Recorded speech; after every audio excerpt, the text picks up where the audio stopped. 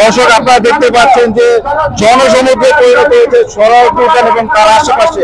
এখানে সারা বাংলাদেশের মানুষ দলমত নির্বিশেষে এই সোহরাওয়ার্দী উদ্যানে হাজির হয়েছেন।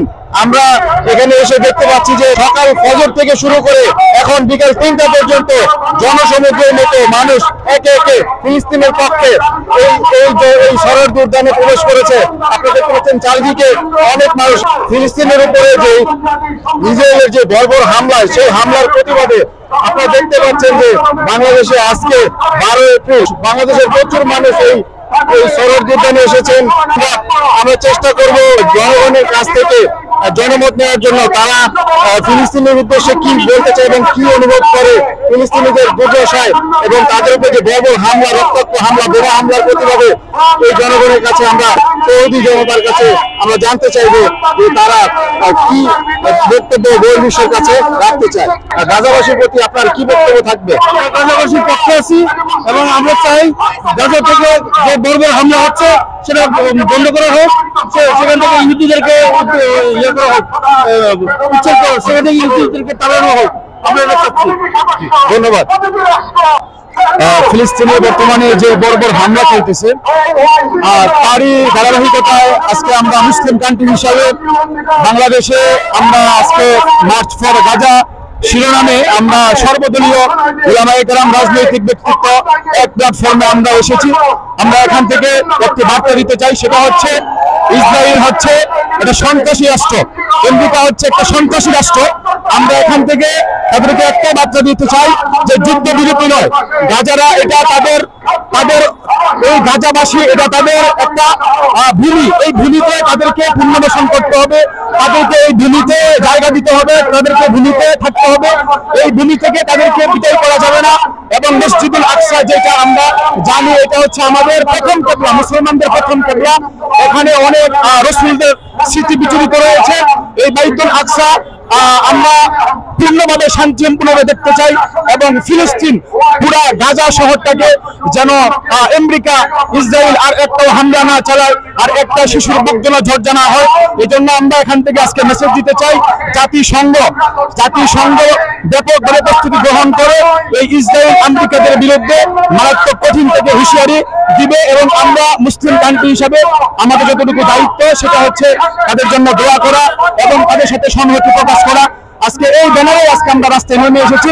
আমরা চাই ফিলিস্তিনিরা ফিলিস্তিন রাষ্ট্রে শান্তি সম্পূর্ণভাবে বসবাস করুক, এখানে আর কোনো হানাহানি না হোক, কোনো মারামারি না হোক, কোনো শহীদ না হোক।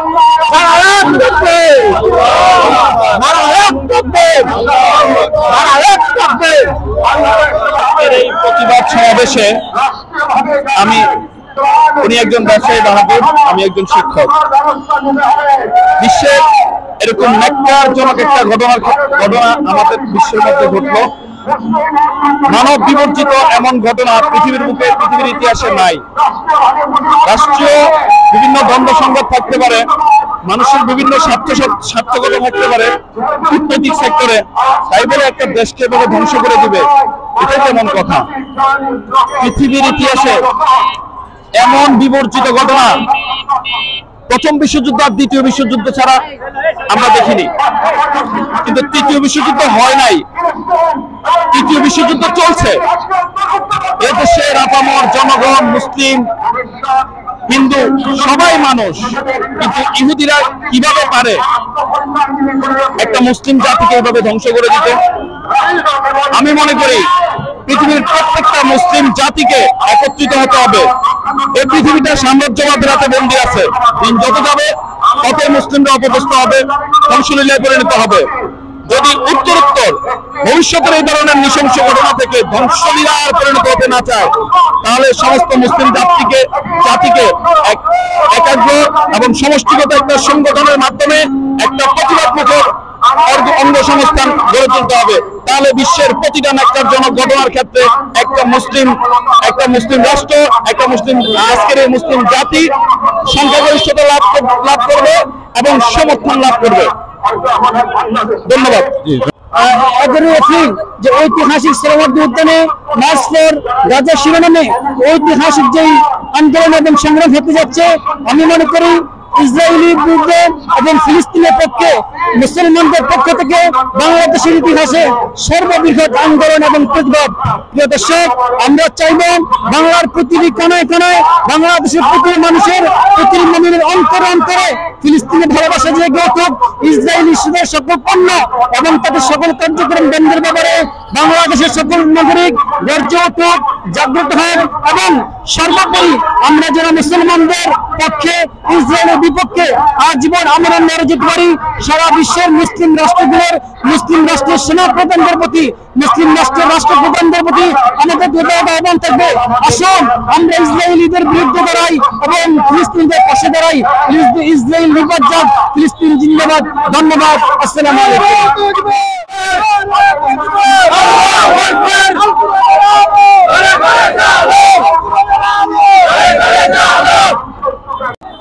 আসসালামু আলাইকুম। এই যে সারা পৃথিবীতে সব যারা রাষ্ট্রীয় আছে, রাষ্ট্রীয়ভাবে যারা ক্ষমতাশালী মুসলিম রাষ্ট্রগুলো আছে, তাদের কাছে আমাদের সকল আকুল আবেদন, এই ফিলিস্তিনি মুসলমান ভাই বোনদেরকে আজকে তাদের পাশে আমাদের অর্থ সহযোগিতা করে, অস্ত্র দিয়ে, সময় দিয়ে, রাষ্ট্রে সব মিলে, সকলের ওয়াইসি রাষ্ট্রে মিলে সবাই আমরা ঐক্যবদ্ধ করে এই ইহুদি নামে ইসরায়েল, এই সারা পৃথিবীর মানচিত্র থেকে আমরা সবাই মিলে এই ইহুদি রাষ্ট্রদেরকে ধ্বংস করে দেব। আর দরদ করবো, আল্লাহর কাছে বলবো, ও আল্লাহ, ইয়া রব্বুল আলামিন, তুমি আমাদের ফিলিস্তিনের হাত থেকে রক্ষা করো। তুমি আমাদের বিশ্বের সকল মুসলমানকে এক হাত তৌফিক দান করো। আমাদের চোখের সামনে ফিলিস্তিনি রাষ্ট্র আল্লাহ ধ্বংস হয়ে যাচ্ছে, এটা আমরা শুনতে পারছি না। আল্লাহ, আল্লাহ তুমি আমাদের ইমানি শক্তি বাড়িয়ে দাও। আল্লাহ তুমি বাংলাদেশ সহ বিশ্বের সকল মুসলমানকে এক হাত তৌফিক দান করো। তুমি ইহুদিকে ধ্বংস করে দাও, ইহুদিদের হাত থেকে সকল মুসলমানদের তুমি রক্ষা করো। আল্লাহ, নারায়ে তাকবীর, নারায়ে তাকবীর। আমাদের যে মুসলিম ভাইরা প্রচুর পরিমাণে অত্যাচারিত হচ্ছে, এটা আমরা মুসলিম হিসাবে, আমাদের একই রক্ত হিসাবে আমরা এটা মেনে নিতে পারছি না এবং এই জন্য আমরা আজকে একত্রিত হয়েছি। পুরো বিশ্বকে দেখিয়ে দিতে চাই যে মুসলমান যদি একত্রিত হয়, কারো শক্তি নেই তাদেরকে দাবিয়ে রাখবে। এবং আমরা চাই আমাদের মুসলিম ভাইদের সাথে আর অত্যাচার করা না হোক, তাদের প্রতি বিশ্ব প্লিজ একটু নজর দিক। আমরা আজকে এসেছি, আমরা বিশ্ববাসীকে দেখিয়ে দিতে এসেছি যে আমরা ফিলিস্তিনের পক্ষে আছি। আমরা ইসরায়েলি বর্বরতার বিরুদ্ধে আমরা সারা বিশ্বের মুসলমানদেরকে আহ্বান করব, আপনারাও নেমে আসুন।